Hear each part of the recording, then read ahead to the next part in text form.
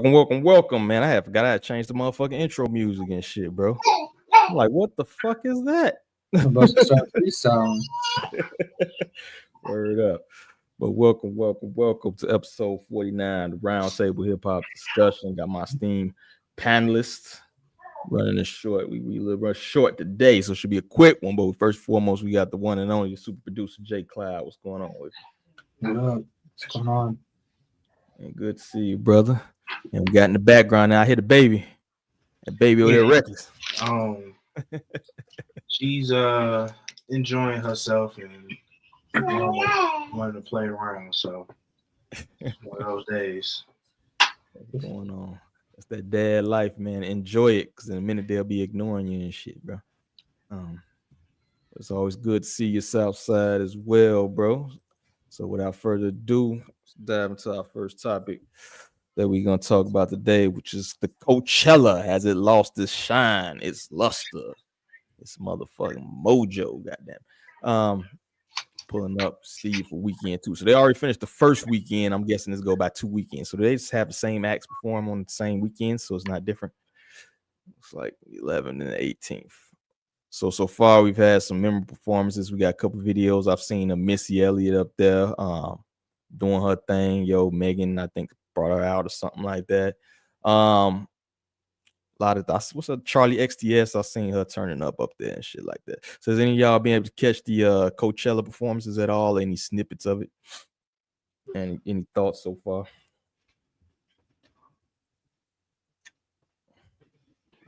Yeah, I watched a good amount of the DJ sets. I thought those were pretty dope. I'm a sucker for some electronic DJ house music. I did catch a good portion of the headliners because that was normally around the time that I was trying to go to sleep, so it was on.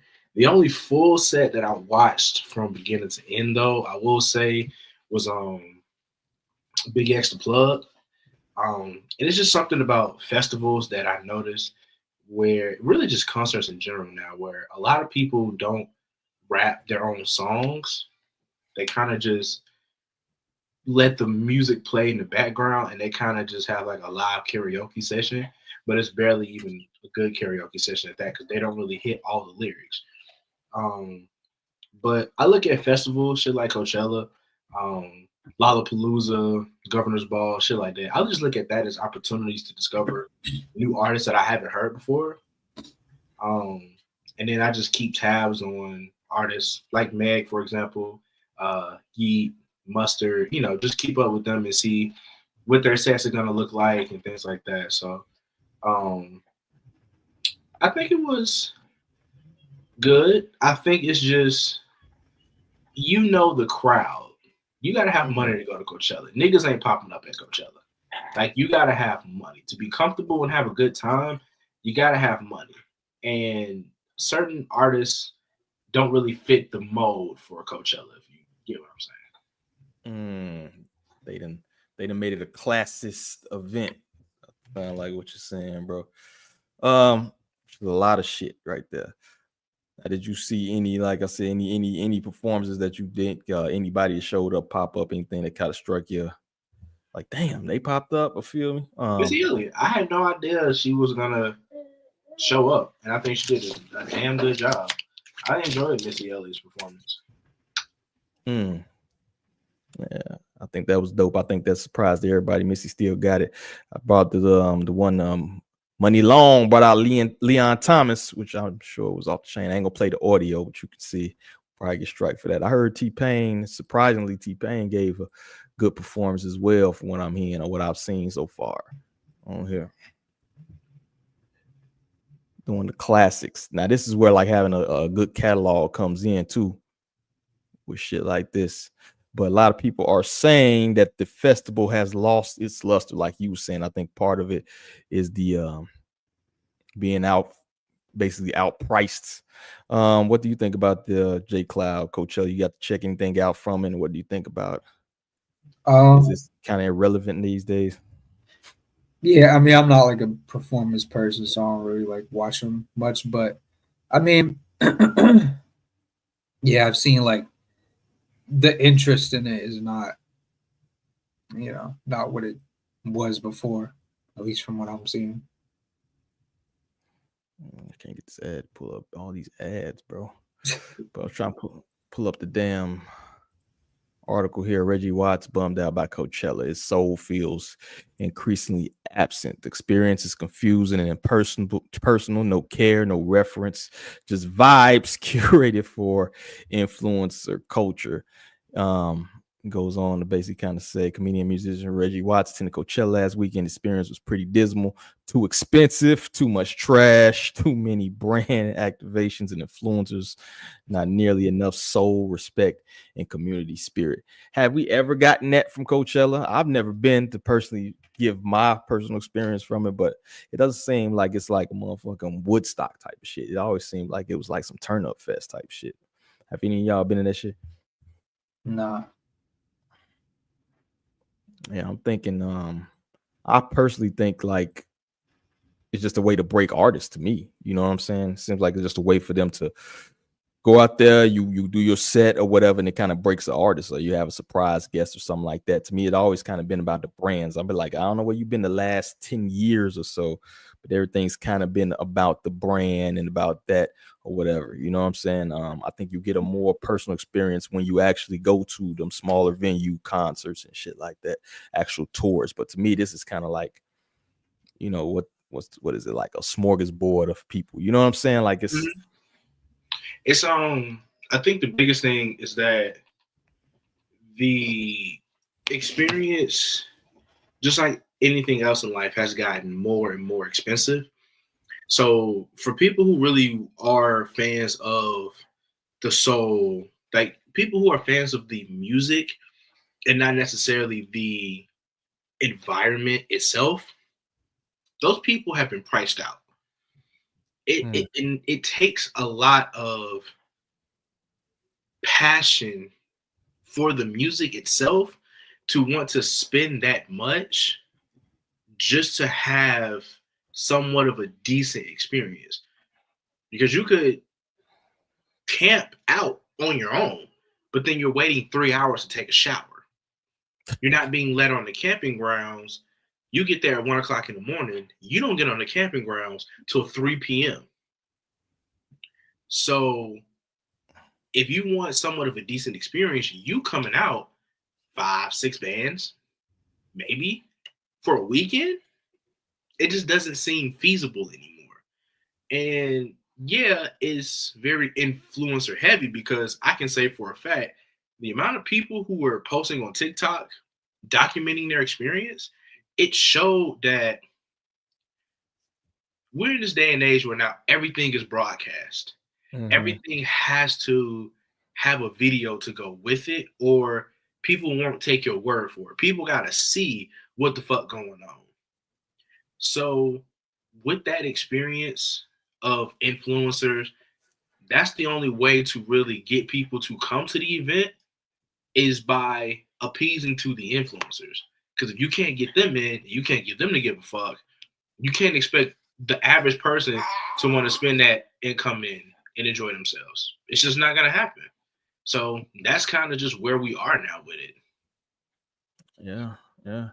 I ain't know people was camping out like that though. They actually camping out. No, it's a whole thing. Like it's a desert. It's camping grounds. Like, yeah, people, you can go to the resort or the hotel and spend, yes, buku money on it. But if you want the full concert, like if you want that Woodstock experience, you're camping out. And yeah, you can bring your own showers and all that other stuff, but they provide that service for you. The only thing is you have hundreds of thousands of people who are doing the exact same thing as you. And if you got to share a shower with over 100,000 people and everybody get up at 8 o'clock in the fucking morning to go shower, how long you think it's going to take you to actually get in that motherfucker?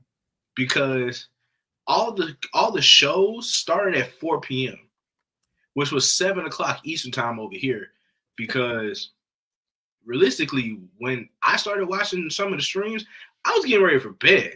I'm 30. I'm getting old. So I started shutting it down around 7 o'clock. I'm like, man, I'm about to take it down, turn these lights off. It's too bright in this bitch. Gotta turn it down. So I'm catching streams. It's like 8, 9 o'clock. I know that's right, Tootie. It's like 8, 9 o'clock. I'm like, yo, they're not even halfway through the sets, and it's like 5 different stages. So I feel like each stage provided a different experience.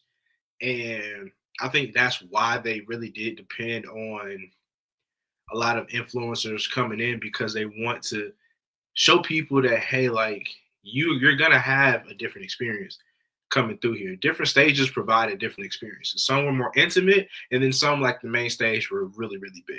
So it's not going to really have any soul anymore. That's just not the way concerts and festivals are. That's just the time we in. We in 2025. Like it's a whole new, different world now. It's a wrap.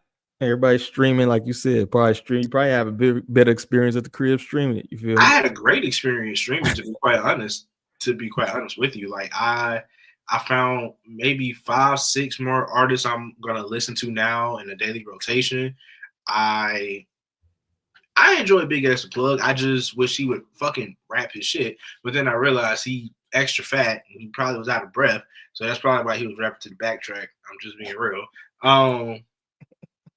But it was still just nice to see those performances, because I ain't gonna lie, I probably never go to a Meg Thee Stallion concert, but it was nice to see her perform. I ain't gonna hold you.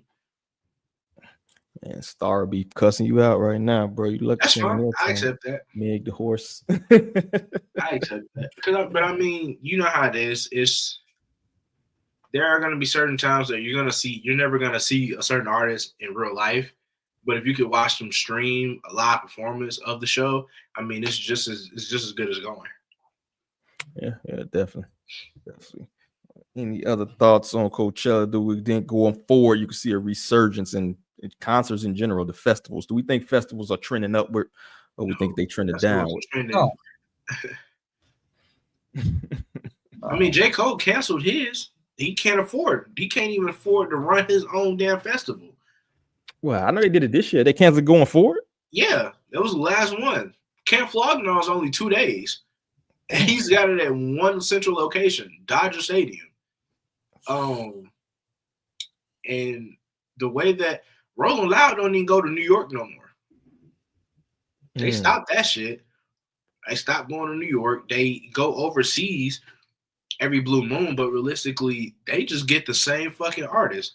Like every year I think this might have been the first year I've seen Rolling Loud not use the Suicide Boys on the second stage to close out the night. Dead ass. Because they use them yearly. Rolling Loud LA, same artist. The only reason somebody like Dom Kennedy was there, motherfucker was on tour. Because I went to the concert literally like 2 weeks later. So I don't think they're trending upward. I think festivals are just going downward. Yeah, agreed. Any last thoughts on that, Cloud? You good, man?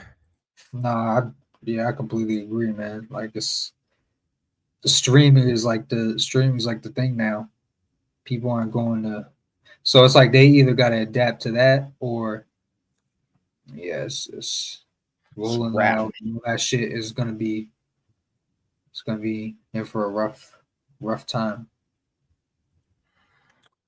Better for me to watch, and I'm not bumping elbows with the goofies at Coachella. I feel you on that, dog. Feel you on that. Yeah, pandemic fucked a lot of that shit up. A lot of shit never recovered. People want they 6 feet, no pressure. Like I don't like the motherfuckers be close to me in the grocery store no more, dog. Get off me, man. That was even before that. But yeah, that's all I got, man. I think Coachella and all the other festivals, it might be a pack watch for a lot of those. But next up, let's go on to Kendrick and SZA's Luther. Relegates Nokia, the new Drake joint, to number 2, second on the charts. The question I'm proposing to you, brothers: do audience connect with Kendrick's track more than Drake's, or is this what the what the Aubrey's Angels call botting out. What do y'all think, bro? Yeah, I mean the song before it even got a video, that was like basically one of the favorites on the album.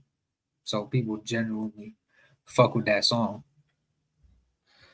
I don't know about that, man. I don't like that song, bro. Kendrick Lamar scored another victory over Drake by denying his arch rival the top spot on Billboard Hot 100 on this week's chart. Kendrick's Luther collaboration with SZA reigns supreme at number 1 for a remarkable 8th week in a row. It ain't been out 8 weeks, is it? The news comes as a blow to Drake, who was gunning for the top spot with some sexy songs for you, stand out Nokia. You know, it's interesting. I thought I was having this kind of pre-roll, yo. Is Party even in that video, dog? No, because it's not his song. It's a collaboration album, dog. He could get a feature. He couldn't stand there with the black hoodie. No, the whole concept. That's why I've been trying to tell people that album was nothing but a bunch of Drake throwaways that he gave to P&D. He put P&D name on it to make it look like if it went bad that it was a collab album, majority, you know, with majority songs coming from P&D. Whereas how we look at this situation is more of Drake having his own individual tracks on the project. This song is the hit song. Yes, I understand that, but it doesn't come at the expense of P&D because he had no input on that motherfucker at all. He didn't have a lot of input on a bunch of those songs on that whole entire album, if we're being honest. And to double down on that, the best song on that whole album with Drake and P&D is a P&D song by himself.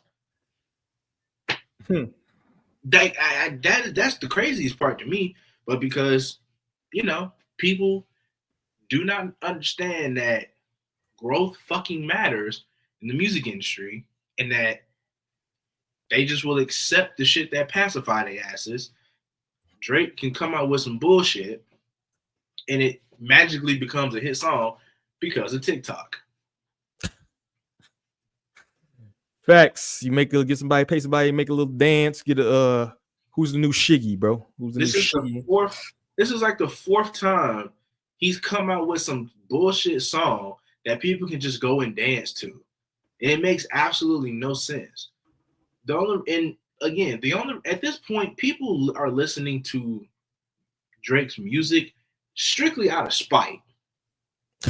Because I refuse to believe that somebody sat down and listened to the fucking song Nokia. Well, at least the second half, because the first half actually wasn't even that bad. The second half, indeed. The second half of the song is even crazier because that shit was an unnecessary beat switch that made no sense, and it was terrible. The video is legitimately copying Kendrick Lamar, if we are keeping it a beat.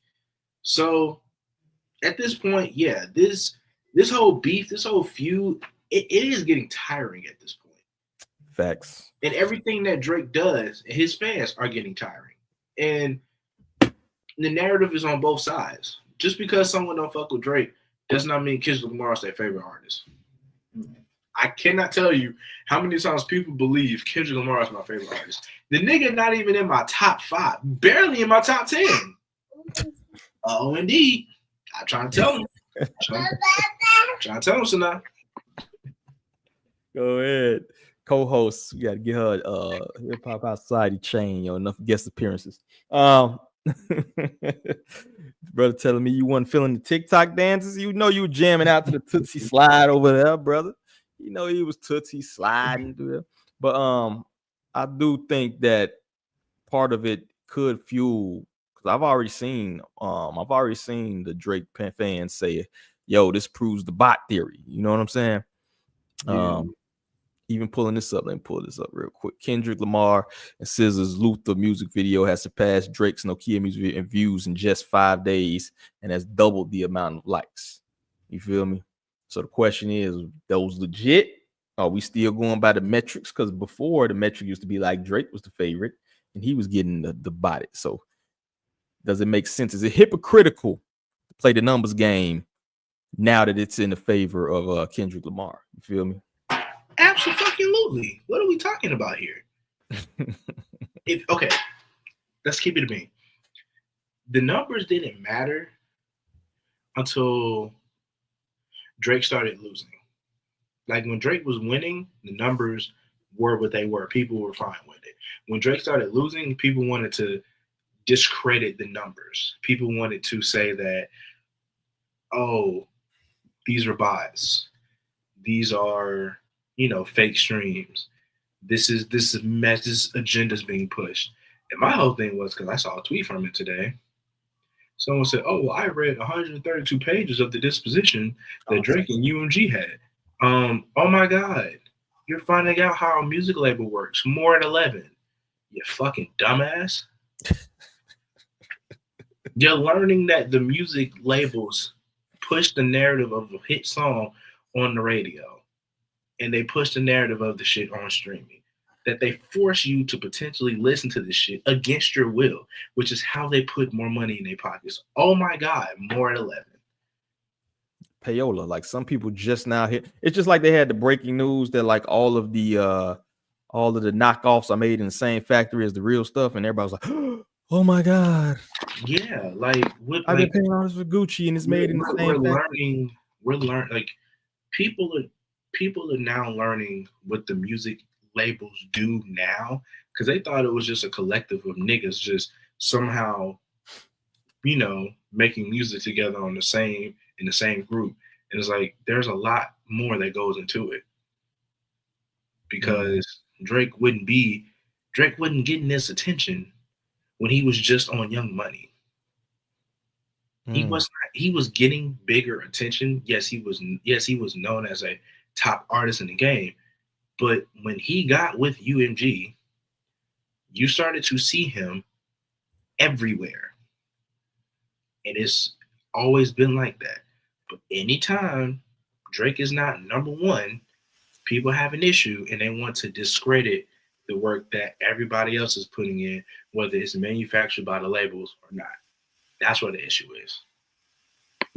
Yeah, payola exists. It's been going on for many, many moons. They just switched it over to the digital side, but it's the same shit. You feel me? Same shit. But I will say it makes no sense, the narrative that they're trying to bury one artist while promoting another artist, unless you go into the lawsuit shit. You know what I mean? Do you think the lawsuit shit is gonna affect things? Do you think they are now favoring because of that lawsuit shit? Because we did see, I don't know if you saw that post earlier for that message from UMG where they said they basically gave him the Kendrick, "Don't tell lies about me, I won't tell truths about you." In a nutshell. Did y'all see that shit? Yeah, I mean the issue though is they're not. That's the thing. They're not even burying Drake. It's like he's the whole issue is he's not on top anymore. So people have this like this whole, but they're trying to take Drake down. They're trying to take him down. Like they're botting other artists so they go above him. I mean, he's still number two, even if he's not number one. You know what I'm saying? So yeah. It's like they're not like, they're not just like pulling the plug on him. Yeah, at the end of the day, they still making bread off both artists. Like the beef actually makes UMG money either way. It don't even really matter, bro. It's like when you funding a war and you got money on both sides. You're selling both sides weapons. You feel me? Who cares? Yeah, but his fans can't handle him not being number one. Number two isn't good enough. Yo, too emotionally invested in strangers, bro. He's not paying your fucking bills, bro. That's what weirds me out about these times, yo. Like, yo, too many strangers. But let's go on to the next. If we got anything left on the Nokia joint, I see that Southside step out a minute. But I just recently did an interview, people don't know, with Chelsea Pastel. And pretty dope, man. I enjoyed talking to her. She got some dope music coming, things of that nature. So let me pull up the little snippet I did. Make sure y'all check that out. Yeah, shout out to her. Days, and if you want to hear real music, uplifting, I'm not necessarily this happy all the time person, but at the same time, we got a lot of dark stuff in this world right now. So like, I try to break that up. I go by Pastel because, if you take a dark color, right? Any dark color, navy blue, for instance, it's really dark. If you add white to it, the more white light you add to it, it becomes pastel. It becomes bright.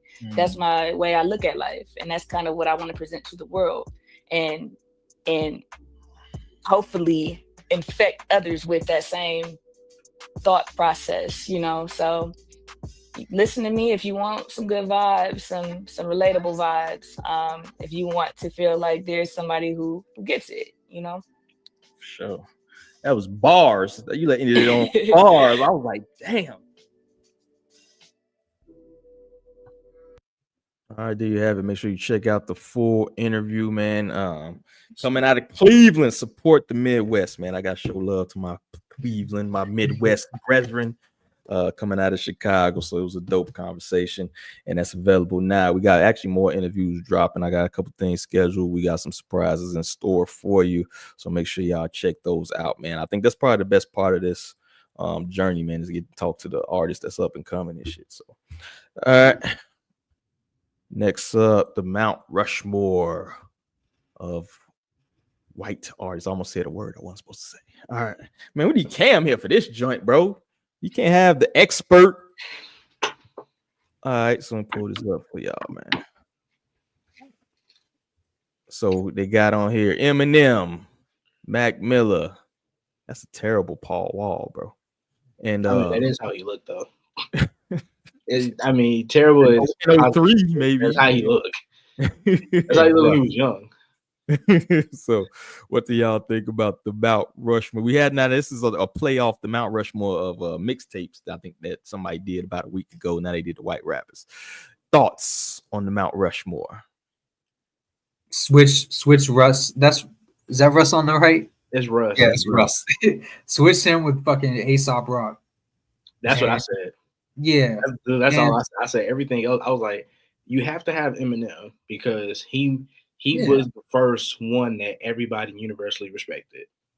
You have to have Mac because Mac not only got respect from the black community, but he got respect from the world because of his growth as an artist. So you have to have those two. Paul Wall is one of those dudes who's like, you accept it because he's a legend. So it's kind of hard to be like, no, I can't say Paul Wall. You could interchange. Russ don't belong on there, period. So Russ has to come off. So if you were to keep Paul Wall, you have to put A$AP Rock. A$AP Rock has to be on there. It's just people don't know who he is, so that's why he wouldn't get that recognition.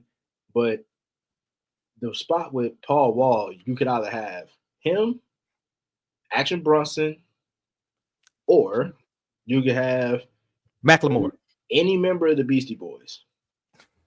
I wouldn't think Action Bronson.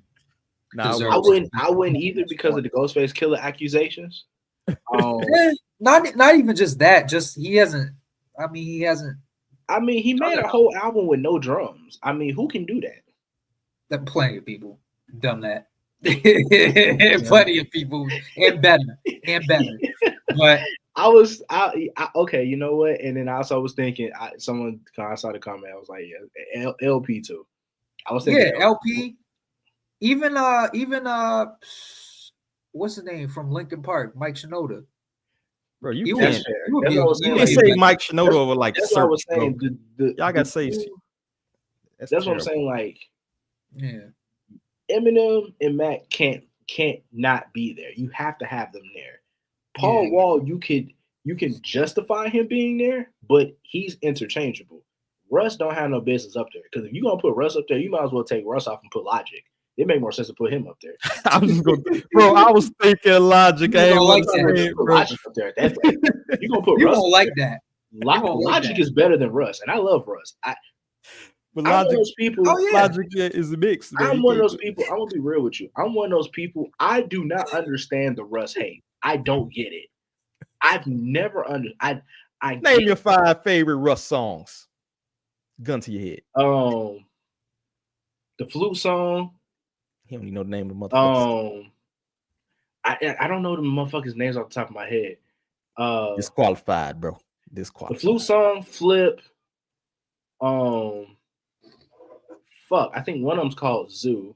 Fuck, he just be dropping singles. He don't drop projects. He just drops nothing but fucking singles. Like I listen to his music.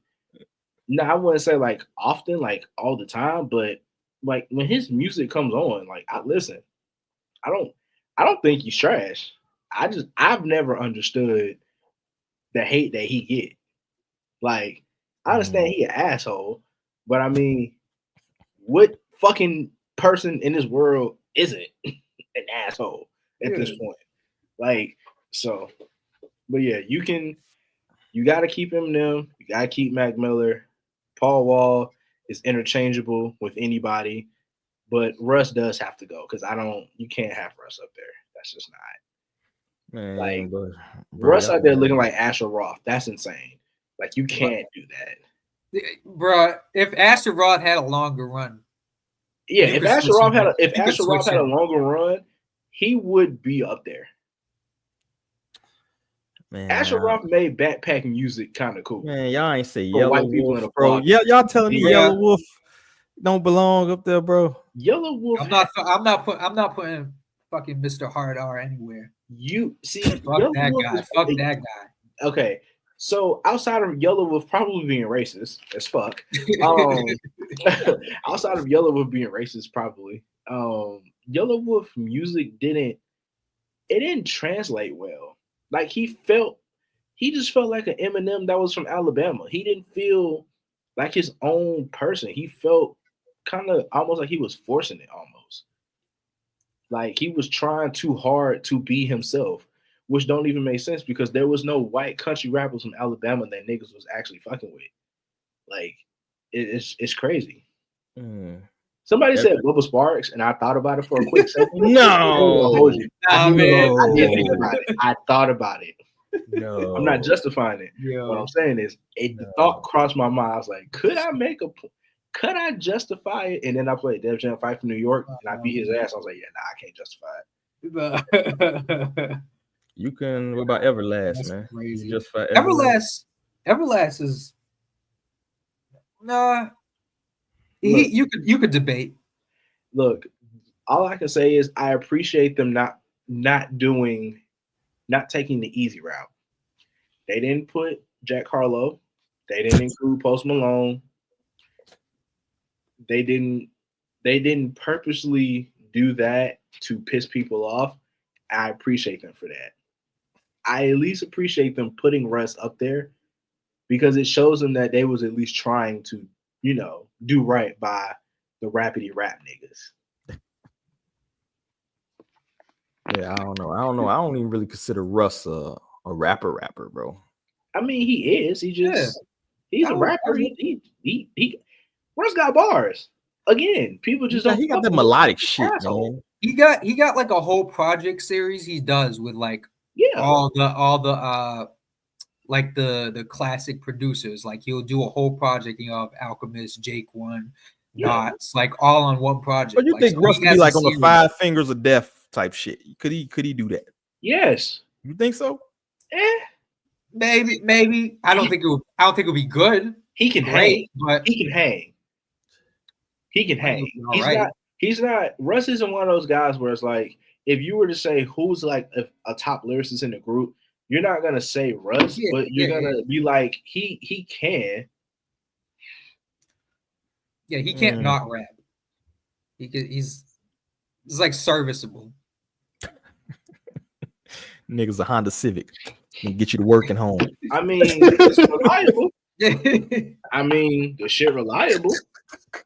I don't see nothing wrong with a Civic. That's more than most people can say. That's right way more than what most niggas got. Most niggas are trying to be a Chrysler 300. You see where it's got them. And you see, look like a Phantom. Motherfucker, hey, you know what they say? Everybody think they a Phantom to a Chrysler 3. Everybody think they a Phantom to a Chrysler 300 pull up, man. There you go. What's the dude name that be with the Griselda Cats? Being the Butcher guy. I think he got potential to be up there one day. Why is his name slipping me, bro? Cam favorite guy, man. OT. OT, yeah. Y'all fuck with OT, man. I mean, I do. Millies. Someone said Millie's, but I was like, no. He from where I'm from. I was like, no. Ain't from Boston or something? The mean streets of Boston. He's from he's from like we gotta Cambridge. Like, and I think people don't understand like this whole Mount Rushmore thing that they've been doing with the music. I don't think people truly understand. Like when y'all put 4 people up here, you have to think of the 4 biggest like people to like make an impact. Mm. There you go. Tell him. You gotta be the impact. I think a lot of they had a controversy. I think Russ was for the controversy, bro. I don't think nobody thinks Russ is the Mount Rushmore of rap. Do y'all really think that? I think that might have been the.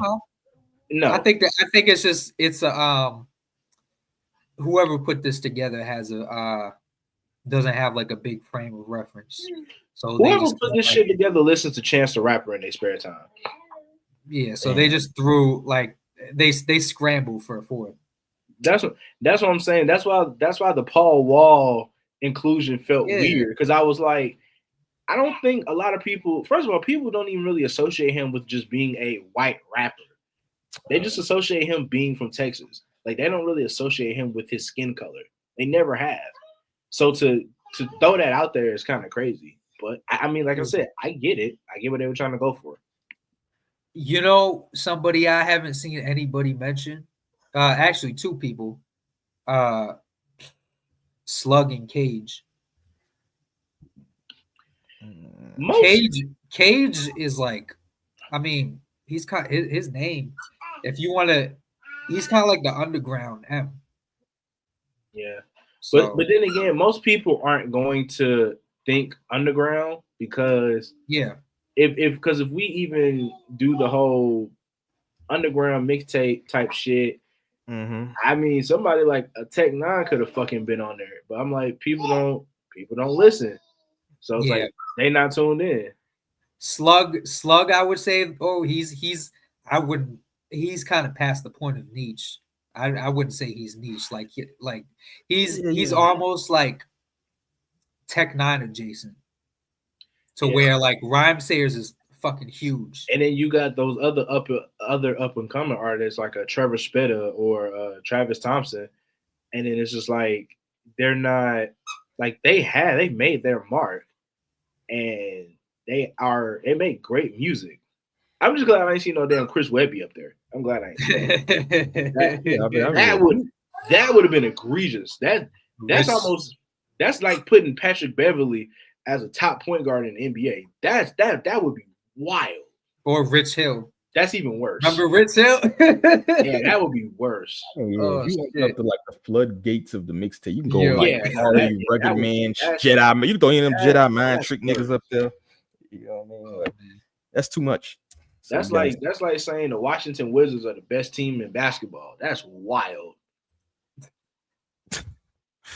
You're wrong for that, bro. Crash Dummy. You got a Crash Dummy, homeboy? I do. Actually, I have no clue who the fuck it's gonna be. I'm kind of waiting for the surprise. Let me play your music, bro.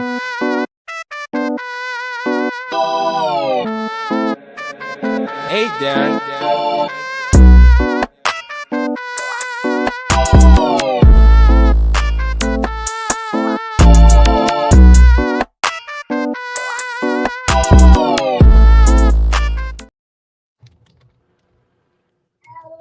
I look tired as shit. Aren't we all, nigga? I look tired. I'm getting old. I just want to tell people right now, drugs are bad. Don't do drugs. And also just a quick side note, because I saw something like this. I saw a tweet about Black Mirror. I don't know if y'all watched that show. And they were gaslighting people into thinking like they released 2 different episodes, so you heard something different. It's crazy because I was like, the worst gaslighting I've ever seen is when South Park convinced us that Token's name was Tolkien instead of what the fuck we've been calling him like 30 years. And then they gaslight you into thinking you've been saying the wrong name the whole time. Because when you go back and you look at the subtitles, they just changed the spelling of his name from Token to Tolkein. Bro, it's the worst gaslighting I've ever seen. Man. That shit about threw me off the fucking shit threw me for a loop, man. However, crash jam in the week. Don't do drugs. Lil Wayne. What the fuck? This nigga really said Watch the Throne did not exist to him. How? Who? I'm convinced lean really does give you memory loss. How in the fuck? Like the backtracking of him saying, you know, me and Kendrick are cool, and then him being like, I don't want to ever do the Super Bowl again. The backtracking is crazy. I know you're doing that to save face, but now we just getting egregious.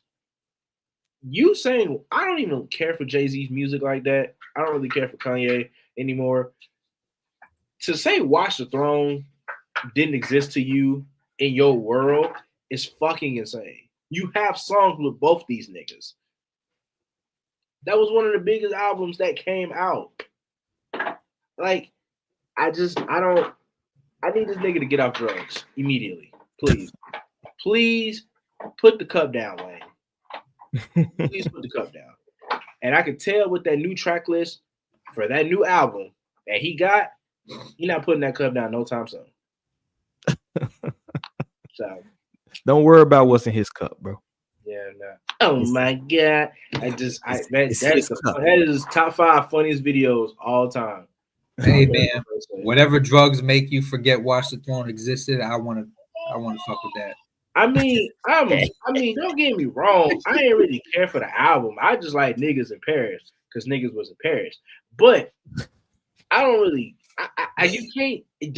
Now, if he said like, "Oh, I didn't know Magna Carta Holy Grail existed," I'd be like, "Okay, that makes sense," because nobody remembers that fucking album. Nobody cares about Magna Carta Holy Grail. I get it. Nobody cares. But Watch the Throne, that's crazy. That was a collab album that literally drove the 20 Twins like to an upper echelon of like God tier music at that time. Again, I didn't care for the album because I don't really care for Jay-Z. His shit bores me to death. I'm sorry. Jay-Z slander. Jay-Z ain't even do nothing to you, dog. I grew up listening to Nas, so I'm a Nas fan. Yes, I will say it. I'm a little bit biased. On the other side, that was Jay-Z.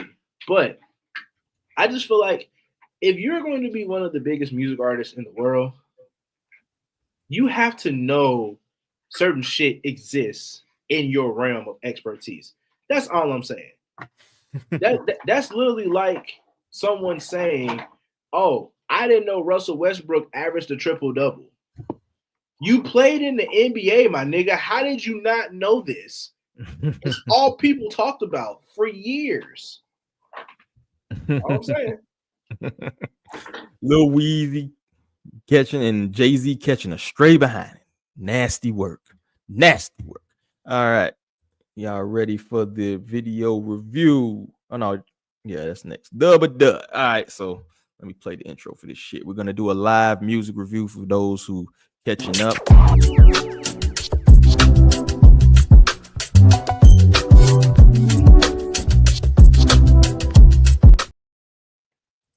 All right, so what we got next is Cool Ray. I don't even know how to say this shit. I'm sorry, brother. I'm chopping your name up. But White Lies. So make sure y'all mute y'all mics and we.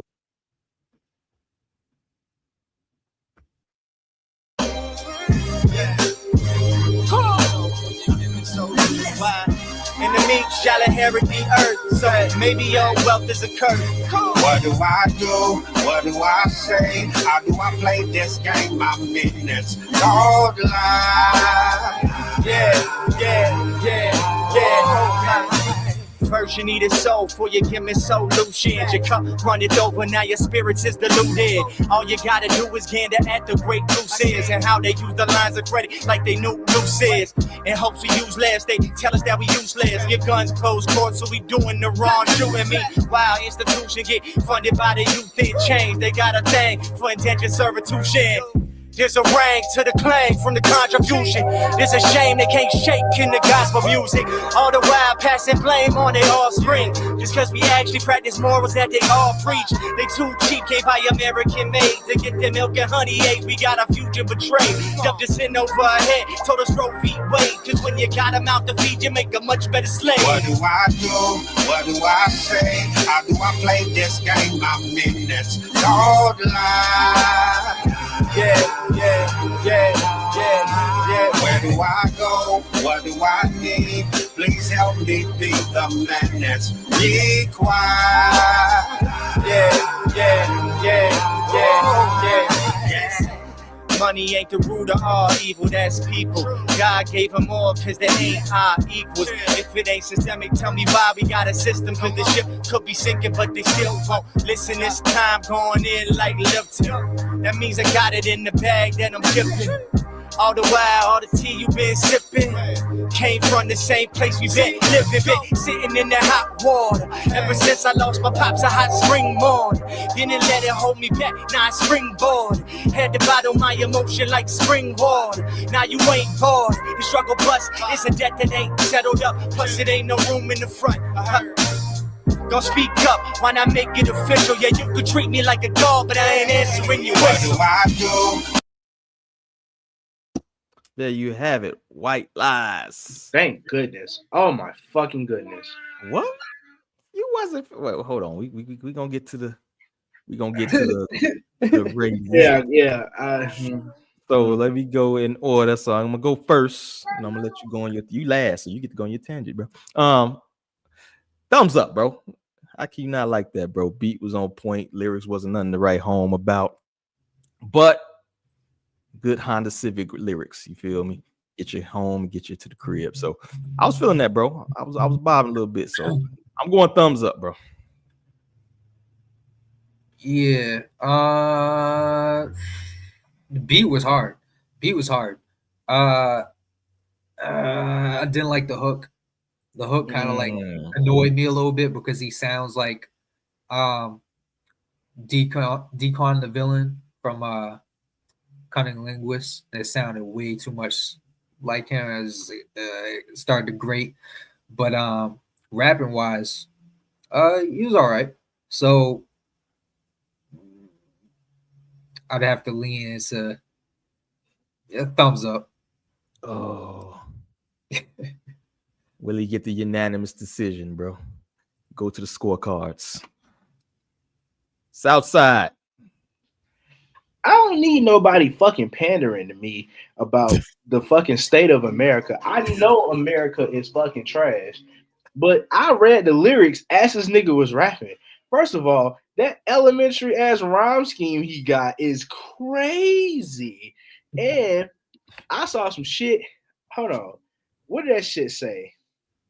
Meanwhile, you took a second mortgage on a family estate so you could try to live like Bill Gates. Are we fucking serious here? We being dead ass. That's what's hot in the streets, huh?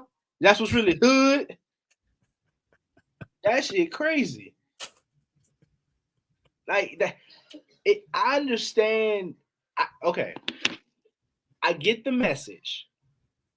I will give it under protest. I will give it a thumbs up. How you gonna rant on it? Shut up. Give it a thumbs up. No, because yes, I'm a hater, but I'm a hater within reason. I get what he was trying to do because he was talking some real shit about what white people do in the world. Now, I would never bump this shit on my personal phone or at all, ever. I would never listen to this shit. But I support it because he's speaking some truth in that shit. Ironically, it's called white lies, but he actually speaking some truth in there. So I will give him that. I would never listen to this nigga's music ever in life. But I will say this is a great message that he's providing to the people. And I think he should continue to keep doing that. Just, I will not be one of these niggas supporting this shit ever. Yeah, that was like the most like half-hearted that motherfucker. That man said that means I got it in the bag, then I'm dipping, all while sipping the tea, all while the tea you've been sipping came from the same place we've been living, but been sitting in that hot water. I said, what the fuck? I said, what the fuck is this nigga talking about, bro? He said some shit about Roe v. Wade. I said, all right, I get what. Yeah, it was some pandering in there. It was some. Like, I don't need a nigga to pander to me. In fact, change my shit to a thumbs down. That shit just made me mad now. Too late, dog. Don't fucking pander to me, nigga. What?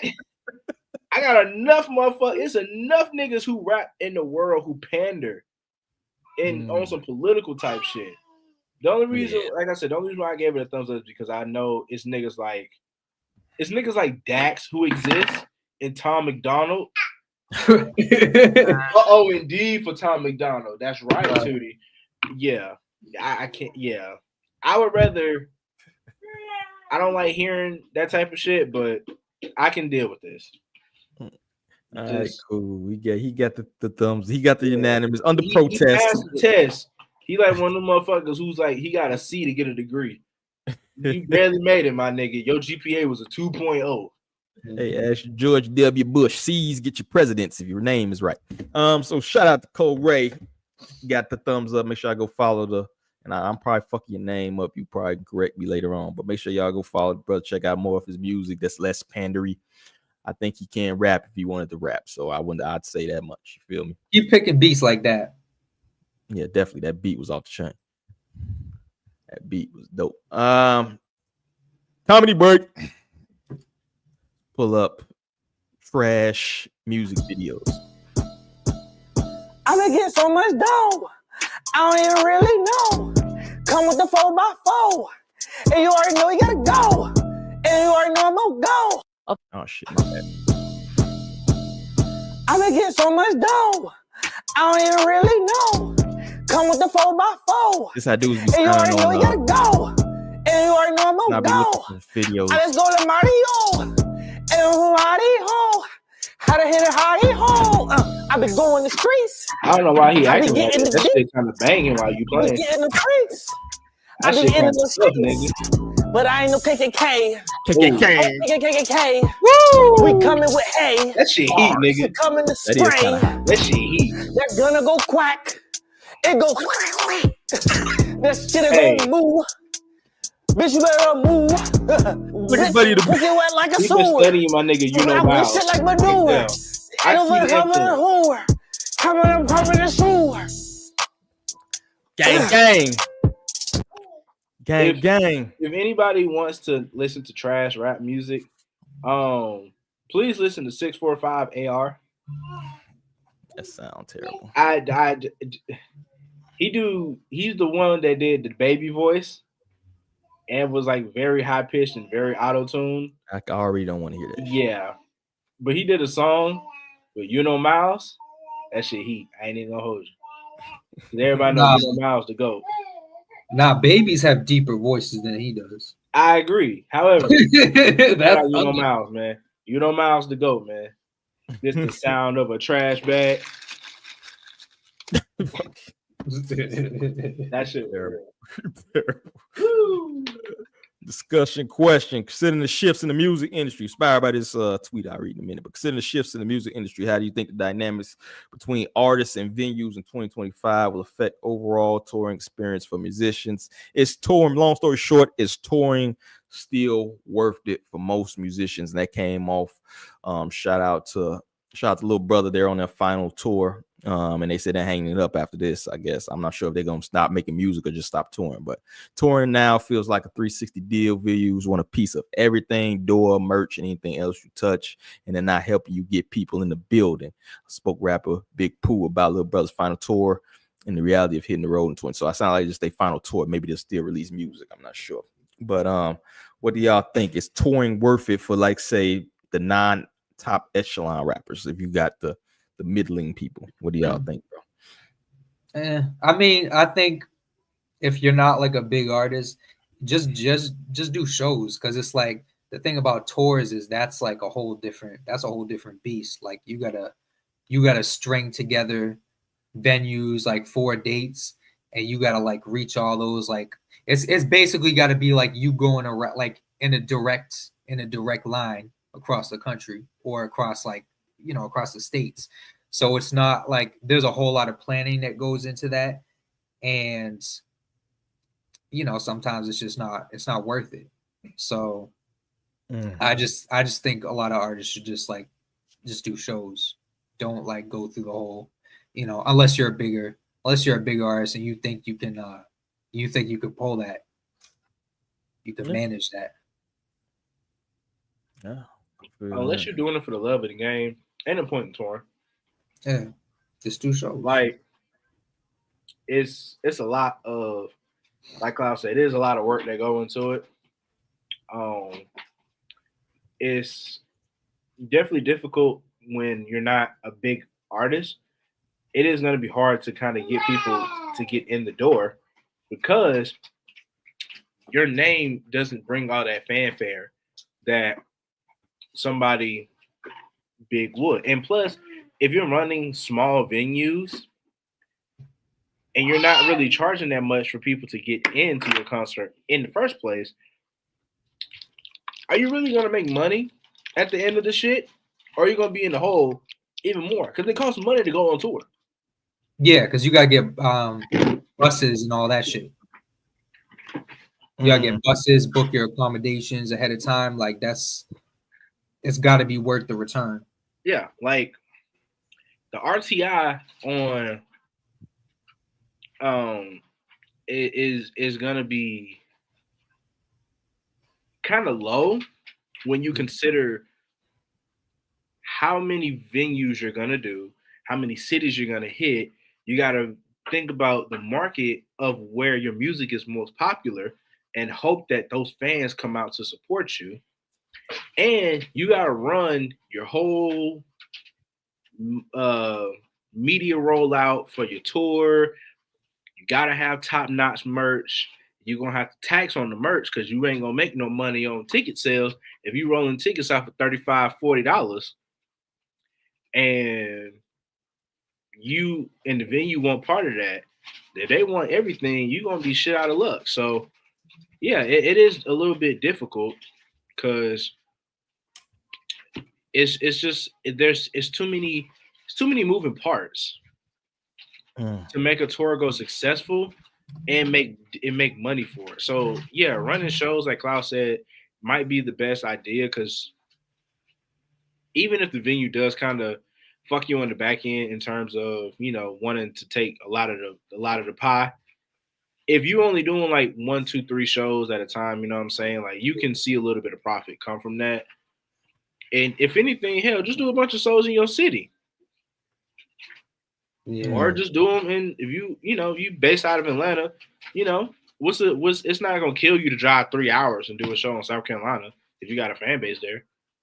It's not gonna kill you to do a show in Alabama, go to Birmingham, go an hour the other way.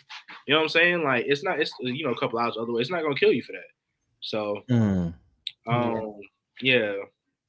Unless you got a label that you not in, the black or the red, whatever represents the negative cash flow. If you ain't, attached to a label that could do all this shit for you, you kind of fucking yourself. Even if you got a label, you still fucking yourself because they don't give you an advance and you got to pay that shit back.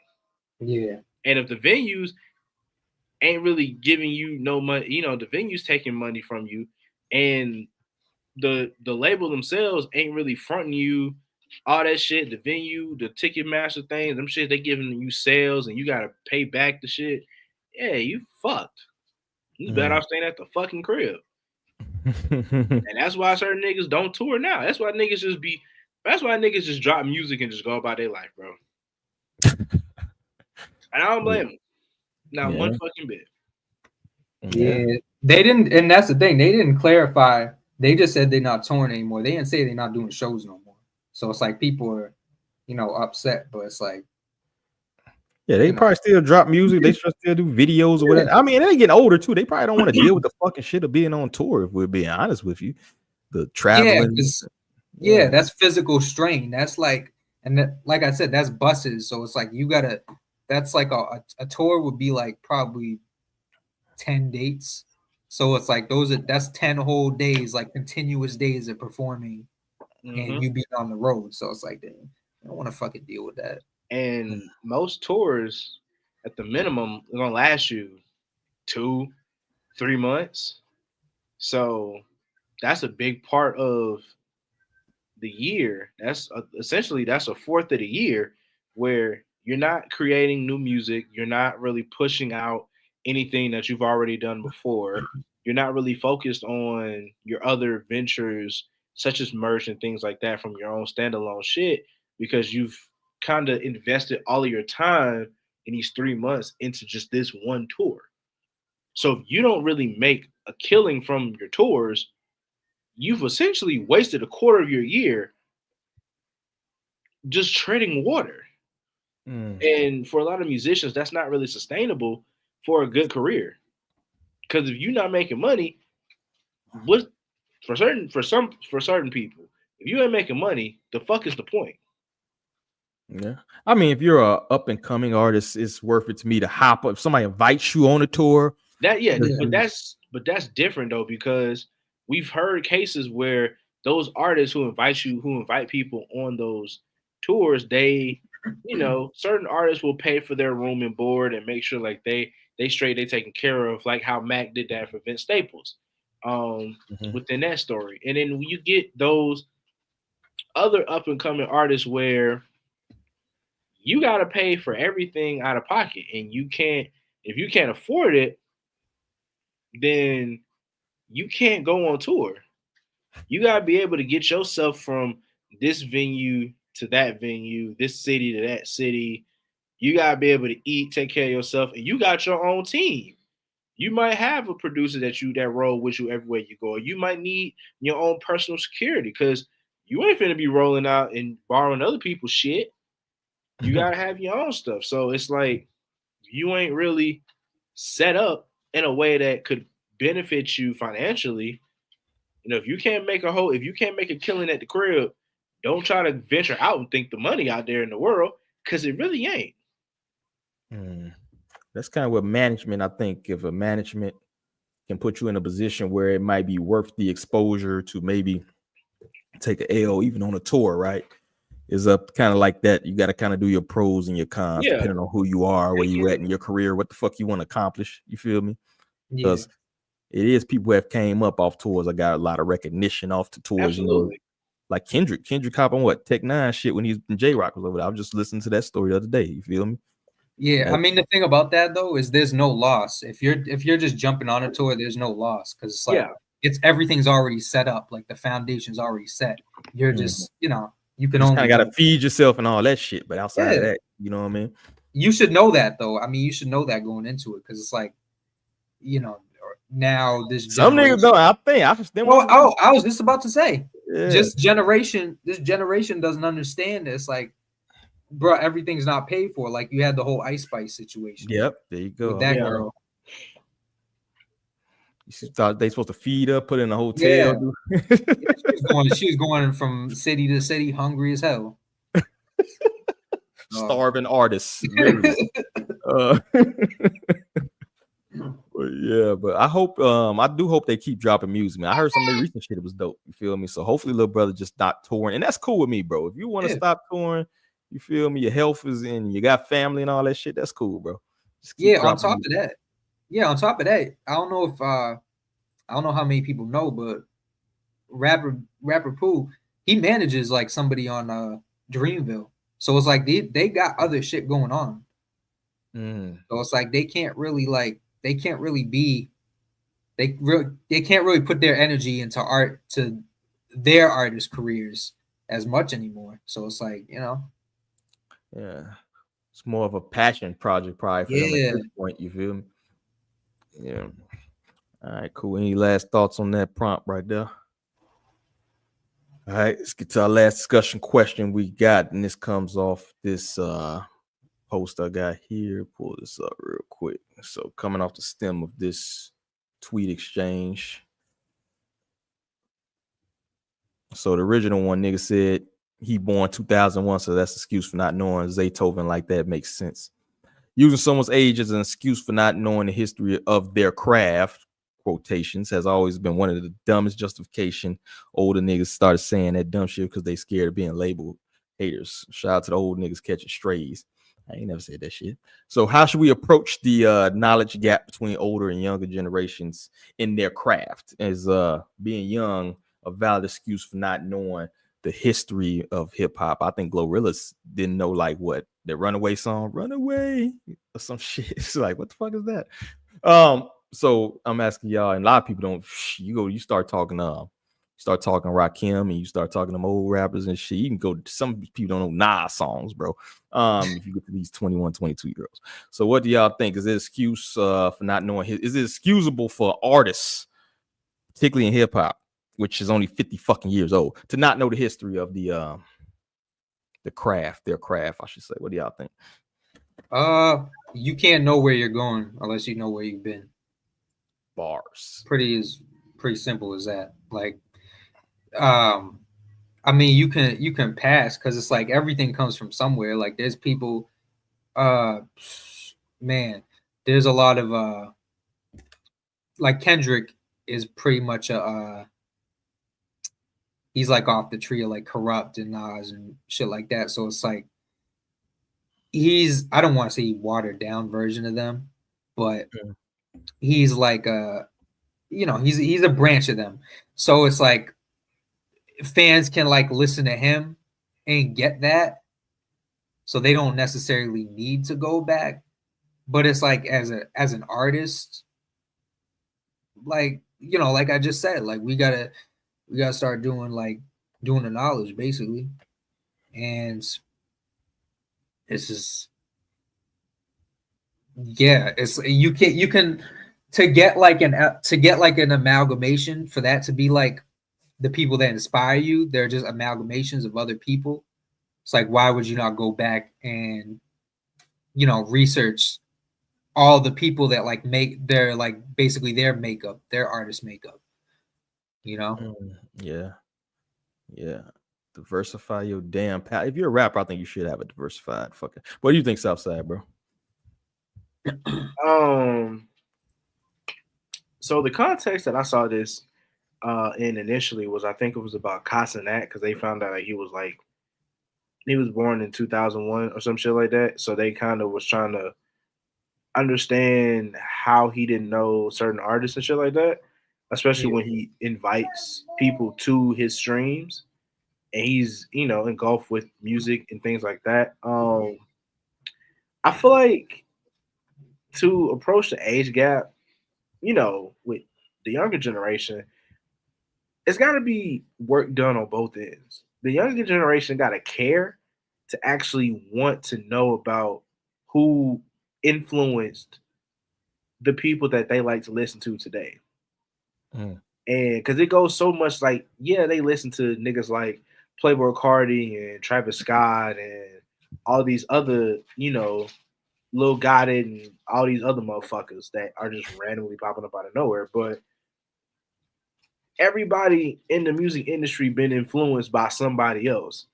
So it does, behoove you to, if you are a fan of music, to take the time to go and listen to something else. I think just sometimes the younger generation, they hear hip hop, the hibbity hop, and they hear that shit and they like, this what y'all niggas was listening to? This what y'all niggas thought was hot in the streets? Yes, don't stop it rocking back then. Yes, that shit was heat. Obviously, it's not heat in 2025, but that shows the growth. And yeah, I think the older generation gotta. I try not to have this problem, but the older generation got to be willing to be more understanding that what they listen to is different than what we hear today. And just because you hear something different that is completely foreign to you, and it goes on both ends. If you hear something that's different, that's completely foreign to you, don't write it off as trash immediately. Listen to it. Just give yourself an opportunity to explore it. Look at the differences between what you've heard before and what you hear now. Cross-reference that shit. Because just because you think, if it's foreign to you, your first thought can't be trash. That's where the issue is on both sides. Because, yeah, there is a valid excuse for not knowing your history if you're a 21-year-old kid and you've never heard of Rakim. Where the fuck else would he hear Rakim? It's not being played on the radio. And they don't throw that shit in his face when he opened up Spotify or he opened up Apple Music. He gonna see Drake light-skinned ass with fucking barrettes in his hair. That's what he gonna see. So if he got a OG around him or someone that is just into music, the best way to say, hey, I know you listen to so-and-so, but they were influenced by this person. You should check their music out just to see if you like it. Realistically, the younger generation need to learn music like how we did growing up. Your mama put on Erykah Badu at 10:30 in the morning on a fucking Sunday, and you listen to the old school jams. And when you heard some shit that you like, you went and you got them CDs and you went and listened to the same shit your parents was listening to. That's how we found this shit. With $3 and 6 dimes, yeah, cleaning up Niggas crib don't for carry that shit, around bro. the big ass notebook full of fucking CDs anymore. We so gone from that day. But that was how motherfuckers learned about the gap in different musics. Like it's just different now. So part of me believes, yes, age is a valid reason for not knowing the history, but it also comes at the mercy of the younger generation wanting to learn and the older generation wanting to teach. You need both to make the shit work. It's like a fucking Uncrustable. You can't have just peanut butter. The shit just gonna be stuck in the top of your mouth. Pause. Like, that was crazy. I apologize. But you get what I'm saying. Yeah, you get what I'm saying. You get what I'm saying. But if you are young, in the terms of, what Cloud was talking about, just being an artist, if you're an artist, you need to be like Tyler, the Creator. You need to be knowing fucking track numbers to your favorite albums of what songs you like. That's how that works. Like, you have to know. You can't just do anything in this world. You can't be a teacher and not know the concepts of being a teacher. You can't, there's not a school for hip hop, but it fucking should be. Not that class that Lupe Fiasco teaches. I'm about to say, don't worry, it's coming. No, Lupe got it coming for you. No. Not that. Lupe teaching that for white people. That ain't for us. That's not for us. This skin color. Sorry, that's black. You see what I'm saying? I'm high yellow. I apologize. I'm blending. But I get you gist, you man. get what I'm saying? Yeah. But you got the mayat, the balance. If the older generation, it's just one of those things where you have to learn everything in order to be successful. So, yeah, those artists who take the time to learn who came before them, learn those influences, and actually grow and and use that to make better music, that's how you become better and become more well-versed in music. That's why I call myself a music aficionado. Like, I listen to everything, past, present, future. Yeah. So you just gotta give a fuck. Most people don't.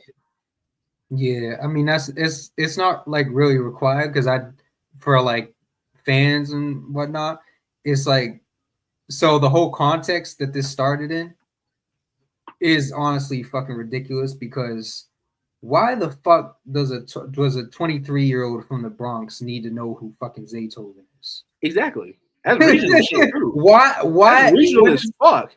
Why would he know about an Atlanta producer?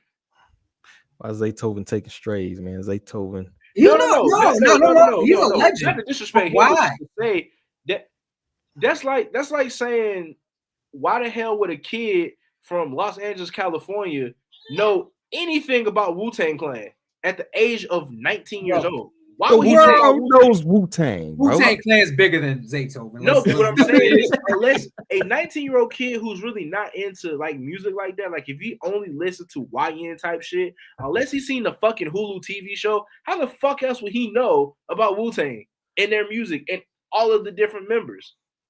Because realistically, when young niggas think of Wu-Tang Clan, they think of three people: Ghostface, Method Man, ODB. Expect the deck ain't getting no love around here, My dog. point exactly. You got Hey, where you at? They think Dave East is fucking Method Man. That's how bad it is. Like, these young niggas don't know. So like ain't no young niggas. Don't know niggas know about Fabo List. They don't know about Cameron. They don't know about damn Dipset. They don't know about Jadakiss in the paper towel bandana. They don't know, bro. That shit was fire though. You gotta be a real nigga to wear a paper towel bandana. That's crazy. Yo, I like the passion though. You get your good job. Yeah, these niggas don't know, man. Well, I agree with Yeah, I so- think that agree with. Go ahead.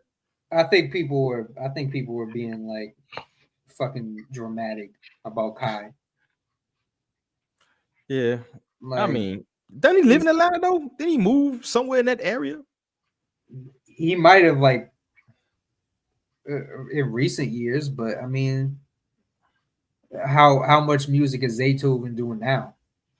I mean, it's funny. He just dropped a tape not too long ago with a bunch of guys he's got called the freshman class. I think I reviewed it. Yeah, you did review. And it was a great review either. I mean, I like I said, I'm just a fan of Q the Fool. That's my dude right there. He fired.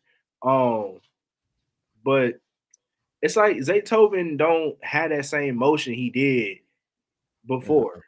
Like a lot of these dudes we grew up listening to don't. Like OJ the Juice Man dropped an album. Nobody said shit. It's OJ the Juice Man though. Hey. No. Okay. Don't be disrespectful to OJ. That OJ the Juice Man can do no wrong. Everything he do is 10 out of 10. That man had the verse of the year on October 2. I don't care what nobody say.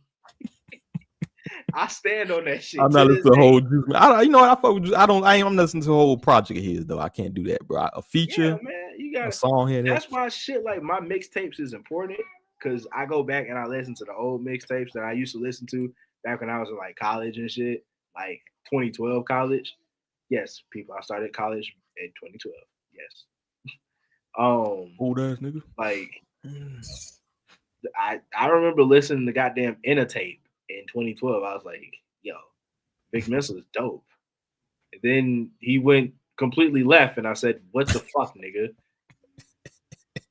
This nigga became a Black Lives Matter activist, and I was like, please keep that shit out your music. Vic Sean King Mensa. Yeah, I mean, the thing though is up here, it's like he's 23, and the past like maybe like 8 years it's been New York drill, and then we've had like the sexy drill the past like 4 or 5 years.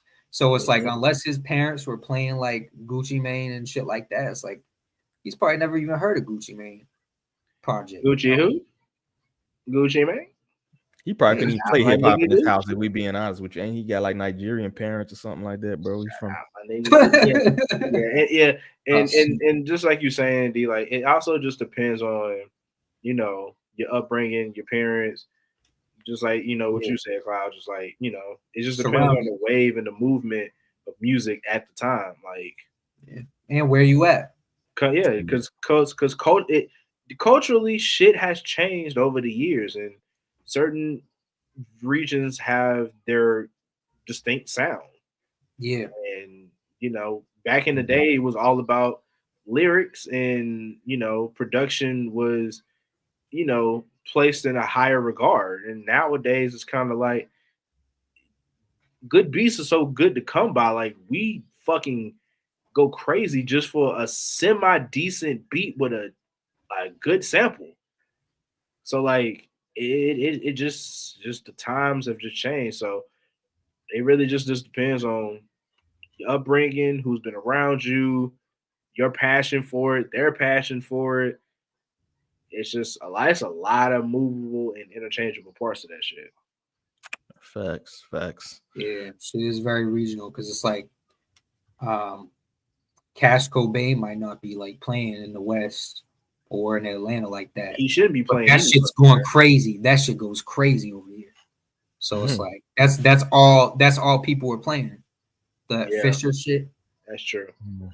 I heard Schoolboy Q on the radio in college when I was in Alabama, and I swear to God, I lost my mind because like I had never heard Schoolboy Q be played on the radio in Atlanta ever.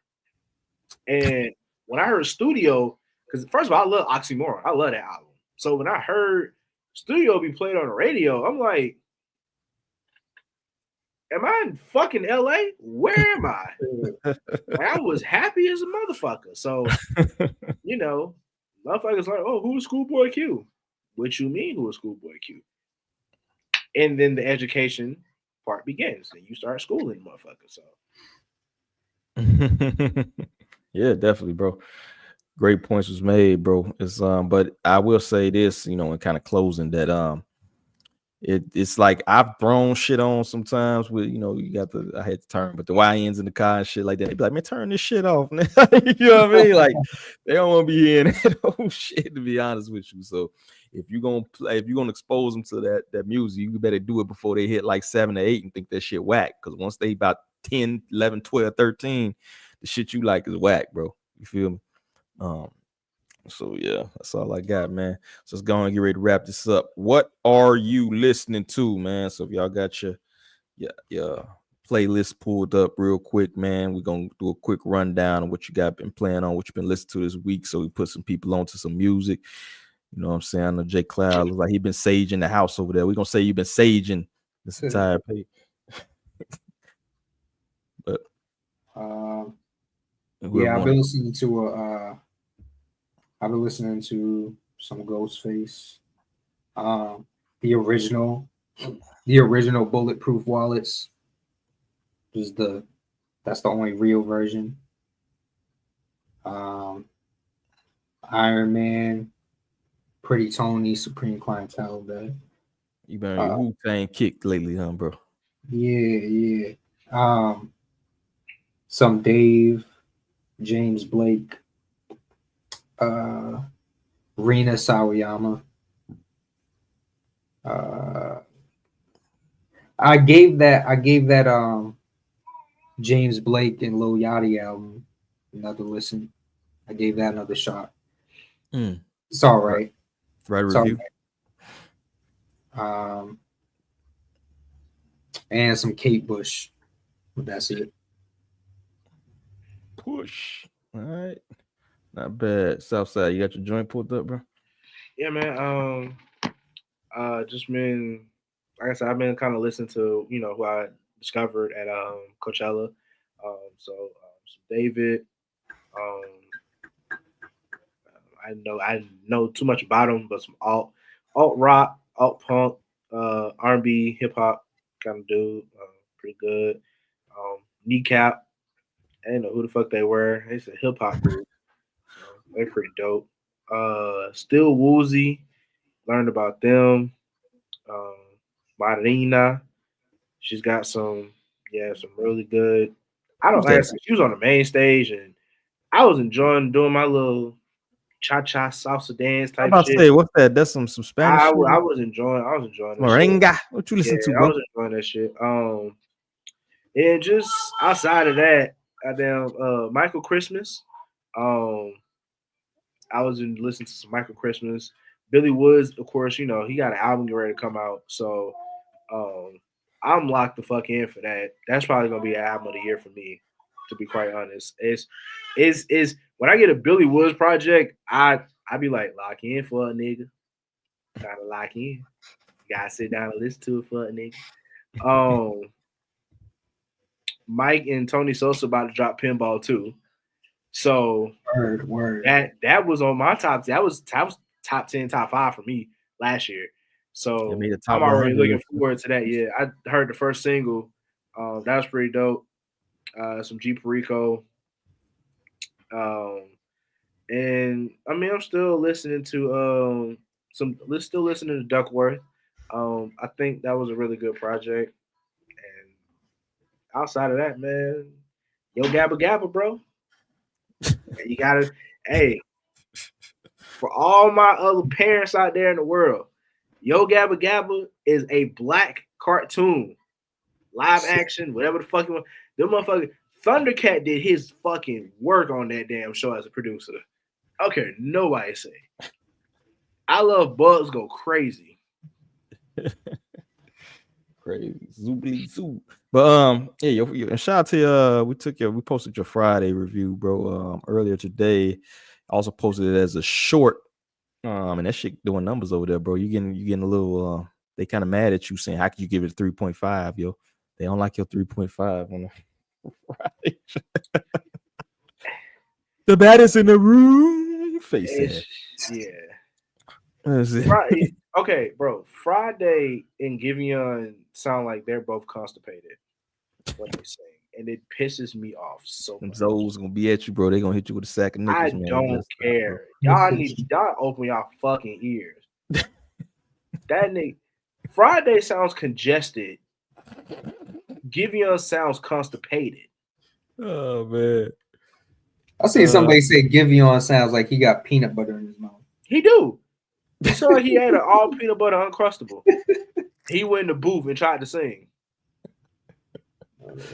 Oh man, but I'm interested. We'll see what comments pop up tonight. I'll share them shits with you. But that's fine. You know me, I'm gonna stand on my point. I feel you, bro. So I've listened to our conversation. Maybe pull up some Thug, bro. I went through the Thug catalog. Actually, that's set too. I listened to some old T-Pain. That Trill Static shit, bro. I went to that Static Selector Bun B shit. I've listened to that shit. Jeezy, your favorite artist outside. I've been listening to some Jeezy, bro. That nigga is ass. I don't just nobody say, bro. It's crazy. Y'all niggas listening, Young Jeezy, and y'all do that shit in y'all spare time. It's crazy. Yeah, you gonna hate it, bro. It's fucked up. I don't give a fuck. That's that duh. That don't mean I'm wrong. Fuck out of here. You see what happened last time? Right. You seen last time you said Jeezy talk some shit on. We made the bet, right? And your comments was flooded, bro. You was getting ratioed. Remember this? They can ratio these nuts, nigga. You don't fuck about that shit. Yeah, you got ratio, man. What the fuck? There's a bunch of goddamn morons. Even the ones who follow me and I love. I have a bunch of fucking morons. Oh man, Jeezy did this, man. Jeezy did this. You don't get the Waffle House. Lied about buying $5 love from Subway. Knock your waffles out your hand, bro. Next time we see you in Waffle House for the Jeezy disrespect. Big X, ESTG, some of that. K.Dot. That's about it, bro. Gym shit.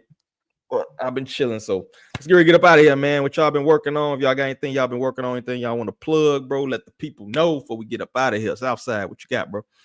I'm in the middle of writing an article about the 2019 hip hop Grammys, the Grammy Awards in the hip hop best album category, because we all know that was a very, very, divisive conversation that people have had about whether or not Cardi B deserved it or not. So got the article, got that coming out. Having a sick kid with a double ear infection is crazy. I ain't had no sleep. I ain't been doing shit. So I'm behind on these reviews. But I'll be taking some notes on albums that's dropping tonight because Westside Gunn got the project. Hills Have Eyes. So strictly for wrestling reasons, I'll be reviewing that. And because it's WrestleMania, I will not be doing shit but watching WrestleMania. Both nights, Saturday and Sunday. And I do have a upcoming interview coming up pretty soon. Just working out the logistics on that.